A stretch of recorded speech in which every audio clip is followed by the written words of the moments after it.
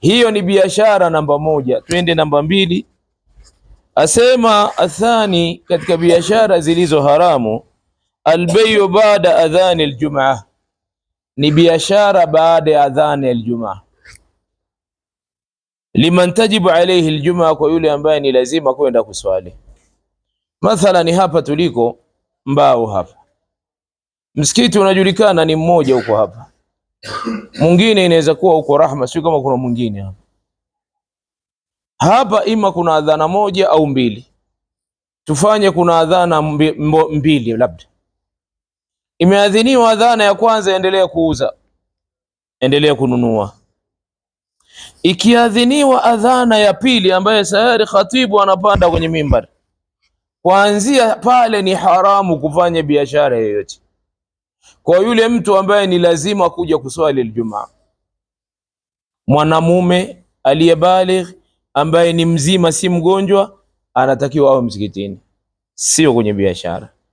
Labda kitokezea kama sehemu yake iko mbali na ule msikiti au ni pembeni zaidi, amemwacha mtu ambaye si lazima Ijumaa kwake, mfano mwanamke si lazima, au katika duka lake kuna ambaye sio Muislamu anauza, ile haingii kwenye haramu. Lakini yeye kama yeye kukiadhiniwa, yani hata kama kulikuwa na mteja mbele yako, mwambie basi tosha, mimi nishazuiwa na sheria sasa kufanya tena biashara, tutaonana baada ya nini? Baada ya swala ya Ijumaa. Laiti atanunua kipindi kile na akachukua lile chumo linaitwa la haramu, pamoja mali ni ya kwako, hujaiba wana nini, lakini kutokana na makatazo, ukiendelea ukiuza pale baada ya adhana ya pili, au msikiti unaadhiniwa adhana hii, yani ni adhana na anapanda ile, baada ya pale ni haramu, ni haramu kuendelea na biashara baada ya pale. Pale Mwenyezi Mungu Subhanahu wa Ta'ala aliposema, ya ayyuhalladhina amanu, enyi mlioamini, idha nudiya lis-salati min yawmil jum'ah, panapoadhiniwa siku ya Ijumaa, fas'au ila dhikrillah, kimbilieni utaji wa Allah ambaye ni swala, nendeni kwenye swala, si tena habari ya biashara. Wadharul bay', na acheni biashara, kuuza na kununua, acheni. Na amri ya kuacha sio amri ya khiari, sio amri ya nini, ya hiari, ni lazima, ni lazima, sio hiari. Kwa mtu asema wajua Allah amesema hapa ni la, inakuja hivi ndugu zangu. Sasa misikiti iko katikati ya mji mingi, una biashara mahala, sheria inakuhukumu vipi? Sheria itakuhukumu ule msikiti unaoswali wewe.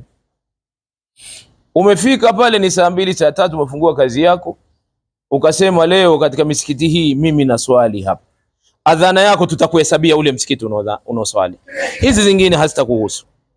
Simeelewa? Hata kama hutuba imeanza hazitakuhusu, lakini uje uache ule msikiti ambao umesema ulikuwa unaanza, ule bwana pale hatibu, naona hata ule bwana huwa simuelewi, ngoja mimi nirudi huko. Ukirudi huku unapata madhambi, kwa sababu tayari uliachia adhana nini, umefanya biashara baada ya adhana nini ya pili, kwa utaenda pale pale ulikokusudia.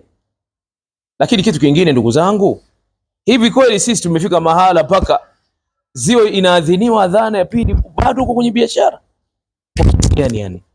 Yani siku ya Ijumaa, yani muumini hana utaratibu wa kujipangia, jamani, wa kuingia msikitini mapema. Wiki nzima umeuza, siku ya Ijumaa tu ndio itakudhuru. Kwa nini isifika saa 4:30 saa 5 huko msikitini?